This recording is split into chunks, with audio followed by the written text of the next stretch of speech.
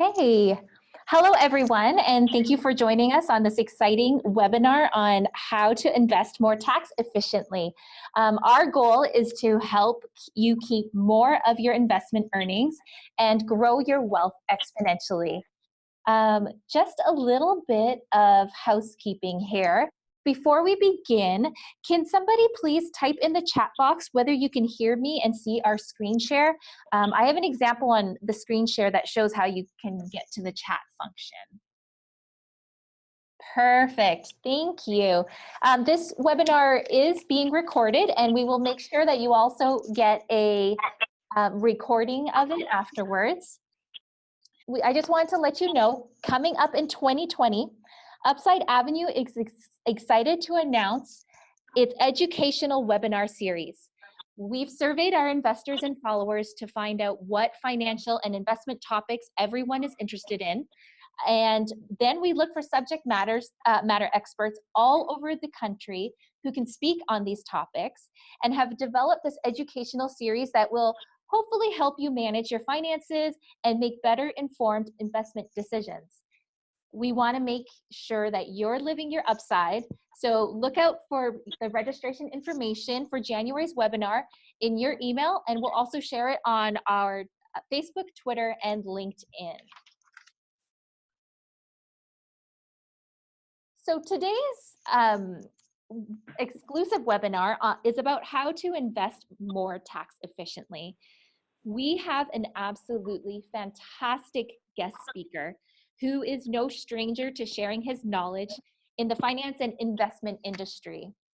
He has spoken at various career centers and business clubs, including Citrus College, UC Irvine, Cal Poly Sonoma, and US Santa Barbara on financial wellness and literacy. He's been a financial advisor since 2010 and specializes in wealth management and wealth transfer, and he enjoys being an independent advisor, particularly in helping his clients reach their financial goals through comprehensive and holistic advice. Born and raised and still living in sunny California when he's not helping his clients, Justin can be found hiking, weightlifting, cooking, traveling, and he also plays on a men's Sunday basketball league team, appropriately named Net Profit.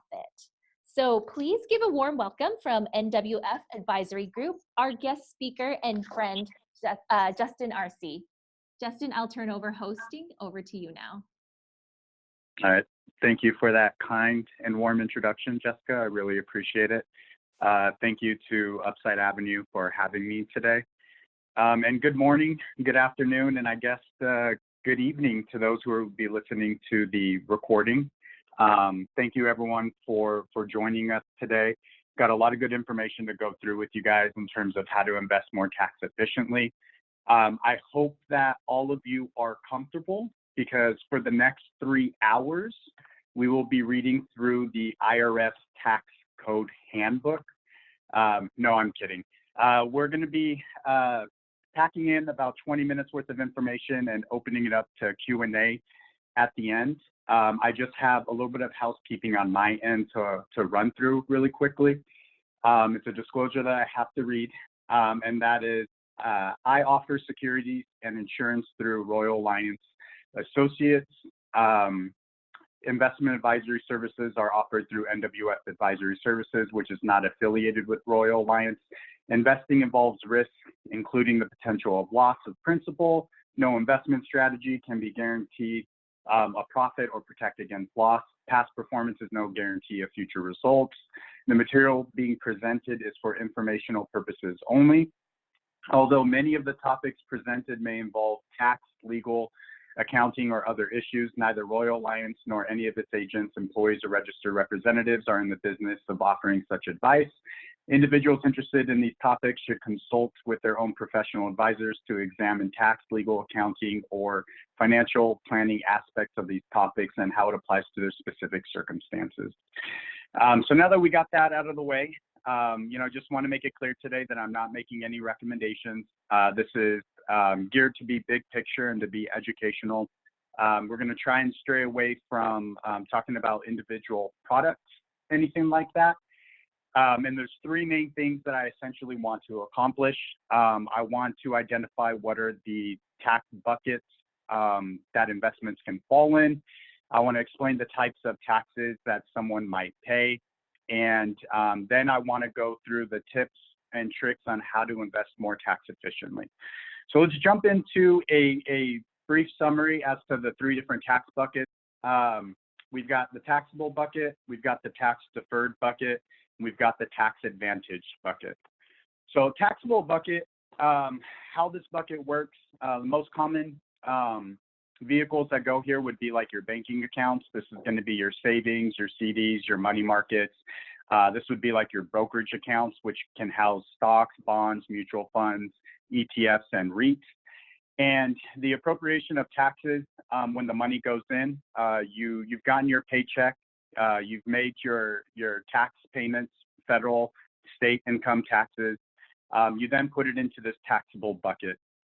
This money would grow taxable, so a 1099 is generated each year as dividends and interest are paid out.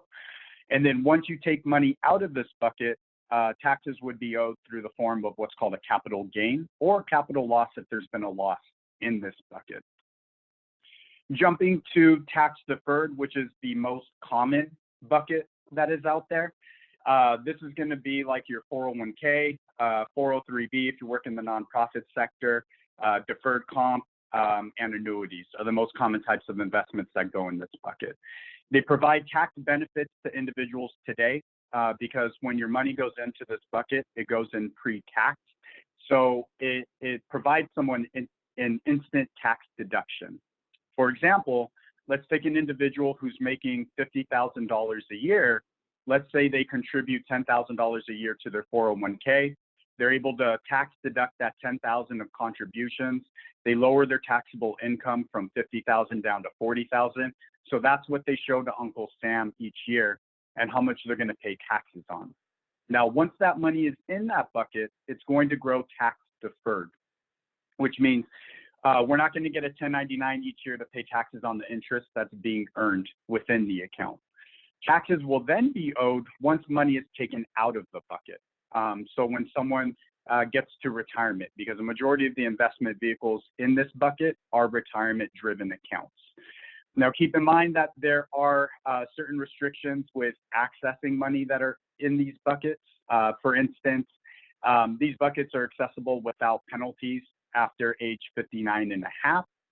If someone does try to access money before 59 and a half, they can do that through forms of loans through their employer-sponsored plans, first-time home purchase, medical expenses, college reasons, up to certain limits. If one of those reasons do not qualify, then there could be a 10% tax penalty on top of the taxes that someone needs to access this money within this bucket. Now, we're going to add a new section down here, which non-qualified annuities are kind of a special category within themselves. They fall somewhere between the taxable and tax deferred bucket, but most of their characteristics are within the tax deferred bucket. And so with non-qualified annuities, money goes in after tax, which means someone gets their paycheck, they pay their taxes on it. Once that money is in that bucket, it will grow tax deferred. So a 1099 will not be issued each year, but then once money comes out, taxes will be owed on the growth only. Now, lastly, the bucket that's probably the most underutilized, which is going to be after-tax investing with tax-free earnings, and that's going to be the tax-advantaged bucket, where similar to the taxable bucket, money would go in after taxes. So after someone gets their paycheck and pay their taxes, they contribute to this type of an account. The money would grow tax deferred. And once money is taken out of this bucket, all, if not most of the growth would be tax-free. And so some examples of investments that would fall within this bucket would be Roth types of vehicles, such as Roth IRAs, Roth 401ks, municipal bonds, 529 or ESA plans, which are educational savings accounts, so for the use of educational purposes, and cash value life insurance could also be an instrument that falls within this bucket. So we'll put all of them side by side and understanding that just like with the basics of investing principles, you want to be diversified. Someone doesn't necessarily want to put all of their eggs into one tax bucket, but instead have a little bit of exposure to each tax bucket. Because long term, we want to pay taxes when we're essentially going to be in the lowest tax rate or tax bracket. But then also understanding that there are a couple of different taxes that someone can pay. Someone can pay income taxes, or they can pay capital gains taxes when it comes to investments. And so income taxes going to be based off of how much money you're earning, which bracket that you're going to fall in, whether that's going to be a 10, a 12, or a 22 or 24% federal tax bracket. And then also keeping in mind what state that someone's in, there could be state taxes. I know that in the state of Texas, there are no state taxes, but here in California, we do have a 9.3% state income tax. Income taxes are typically going to be owed on dividend or interest paying investment vehicles. And then you also have capital gains taxes, where a capital gain is essentially created when someone buys something for a certain price and then sells it for a higher price at a later time. Conversely, if someone buys something at a certain price and then sells it for a lower price, there could be a capital loss. Now, for the purpose of the example, we're just going to assume that capital gains are long-term. When it comes to capital gains, they could be short-term or long-term. In most cases, they will be long-term. But to go through an example, let's say someone buys a home for $250,000, and they sell that home for $400,000. Well, that's growth of $150,000 or a capital gain of $150,000. Now, capital gains going to be taxed at a lower rate than income taxes. Typically, if someone's in the 22 or 24% federal tax bracket, their capital gains are most likely going to be 15%, which is a difference of about 7 to 10% less. If someone is in the 10 or 12% federal income tax bracket, capital gains could be 0%. So let's go through an example of someone needing $100,000, assuming that they're at the 22% federal income tax bracket and the 15% capital gains rate. Let's say they took $100,000 from a tax deferred account. And let's assume that $100,000 was taken from that account, 22% federal income tax bracket. That would result in $22,000 in taxes. Now, let's say someone took that same $100,000 from a taxable account, assuming that all of that was growth. If they were in that 15% rate, 15% on that $100,000 is $15,000 in taxes. So that's a difference of $7,000. So depending on when someone needs money and what the purpose of the money is for and the amount of money that they need to take, it's important to identify which bucket someone's going to be pulling from, because long-term, the tax detriment can really add up. Lastly, the tax advantage account, because taxes are paid when money is put in, but they're able to grow tax deferred, and when they're pulled out, taxes aren't owed. That'd be a 0% tax on that same $100,000 someone needs to provide to themselves, which would result no money in taxes at all. So here we have, so to speak, the tax seesaw. You know, when someone should pay taxes is dependent on when they're going to be in the lowest tax bracket, and then also where their investments fall in terms of their tax ramifications. Will they owe income taxes? Will they owe capital gains taxes? And which rates will be the lowest? When it comes to capital gains, to qualify for long-term, the investment had to have been held for at least a year. To qualify for short-term, the investment would have been held for less than a year. Now, long-term capital gains are going to earn the lower rates of 0, 15, or 20%. Short-term capital gains will be treated as income. So we'll owe federal income taxes on short-term capital gains. Now, there's only two things that are promised in this world, and that's going to be death and taxes. We can't avoid it. We can't get around taxes, but it's all about being smart and knowing when to pay taxes and how to pay the lower rates. So how we can retain the most from our investments is to pay taxes at a lower tax bracket. So to give you an example, and I'm not making recommendations here, but one of the questions that I get a lot is, should I add to a 401k or should I do a Roth? And typically speaking, if someone is younger or maybe early in their career and they anticipate to make a lot more money, get promotions, get pay raises as their career advances, typically speaking, they're going to be in the lowest tax bracket that they'll ever be in right now. And that tax bracket will only go up over time. So someone in that situation might want to consider things like Roth contributions because they pay taxes at a lower rate now, and then they can reap the benefits of all that money growing tax deferred and tax free for when they take it out later in life. Now, conversely, let's say someone is counting the end of their career and they're getting ready to retire in the near term, and maybe they're going to live off of less money. Maybe they're in a high tax bracket, making the most money that they ever have, and they're going to reduce their standard of living or just live off of less in retirement. That person might make more sense for them to contribute to something that's tax deferred. That's going to provide them an instant tax benefit today and defer taxes until later when they're pulling out at a lower rate. It's also important to understand the tax characteristics of an investment. So we talked about things in the previous slides, such as stocks, bonds, mutual funds, ETFs, and REITs.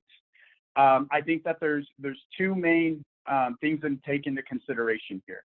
And number one is when you buy something and it appreciates, that's capital appreciation. That's typically going to be associated with capital gains. And then you have something that's paying a dividend that's creating income, which could be a dividend paying stock, which would be most bonds, which would be like REIT investments, real estate investment trusts. Interest and dividends are going to be taxed as income unless they're qualified dividends, because qualified dividends will receive a reduced rate. Non-qualified dividends will be taxed as income. So understanding the characteristics of the investment, where your growth is going to come from, will also help point someone in the right direction as to what types of vehicles should be in what tax buckets. To give you an example of this is because bonds are paying dividends, which are creating taxable interest that have to pay federal tax bracket rates at, typically those types of investments might make more sense in a tax deferred account. Whereas a stock that's maybe capital appreciation driven, which has a high potential to growth, that might be more suited in a taxable bucket because that will get taxed at a lower capital gains rate. So, depending on what someone is investing for, what is the destination that they're driving to, and what types of tax bracket that they are in will determine what federal rate and what capital gains rate is all going to play factors into what types of buckets someone should utilize and what types of vehicles should be placed in what types of buckets. Now, I want to give a shout out and go through a quick understanding of real estate investment trusts and the tax benefits. I want to thank Upside Avenue for having me here, and then we'll open it up to Q&A. But then talk about some of the tax benefits that real estate investment trusts can provide to someone. Now, because real estate investment trusts have to pass through 90% of their profits down to the investors, it provides a double tax savings on earnings because corporate taxes aren't owed, and dividends will then pay taxes at the individual investors' rate. Now, real estate investment trusts are also great because they provide a benefit to individuals getting exposure to real estate who might not have the capital to get into real estate directly, but instead they can get into a unit trust to give them exposure to the overall real estate market, which also tends to be non-correlated to the stock market. And then the tax efficiency is going to depend on someone's tax bracket. Understanding that real estate investment trusts, they can pay non-qualified dividends, they can pay qualified dividends. They can be utilized in taxable buckets, tax deferred buckets, and tax advantage buckets. It's just going to depend on the type of real estate investment trust that it is. So, you know, we can't avoid taxes. The age-old question is, do I pay taxes now? Do I pay taxes in the future? It's all about paying taxes when you're going to be at the lowest rate. And a lot of what we talked about is accumulation of investment vehicles today. It's also important to understand the tax characteristics of taxes when money is being passed down. So we'll go back to this one slide that shows the 3 tax buckets, because we talked about the characteristics of taxes while someone's alive and accumulating assets.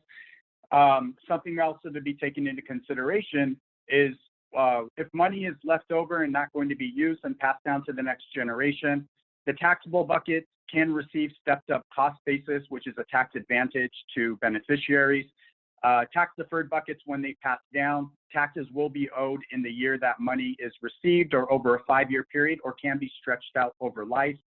Tax advantage buckets will pass down tax-free to the individuals inheriting those monies. So those are all different types of characteristics also to take into consideration. Again, I just want to reiterate that I am not making any recommendations today. Today was purely designed to be educational. And I'm going to hand it over now to Jessica, and we'll open it up for Q&A. Okay. So we do have one question here. Any tips or advice on the best, most efficient way to transition a traditional IRA to Roth? So that is a loaded question. With Roth conversions, typically, you know, someone wants to assess what tax bracket that they're in now, what tax bracket that they're going to be in the years to come, and then also assess at 70 and a half what tax bracket they might be then. I know those are sometimes difficult things to project, but there's typically three windows that someone is in when it comes to Roth conversion, and that is the current tax bracket. There is the golden window from when someone retires up until 70 and a half, and then post 70 and a half.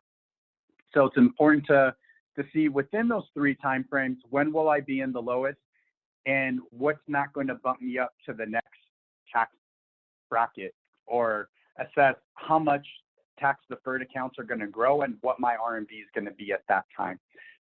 It's a good question to go over for someone's specific situation with their financial advisor, joint with their tax professional. Those 2 individuals should be working together to assess those types of things.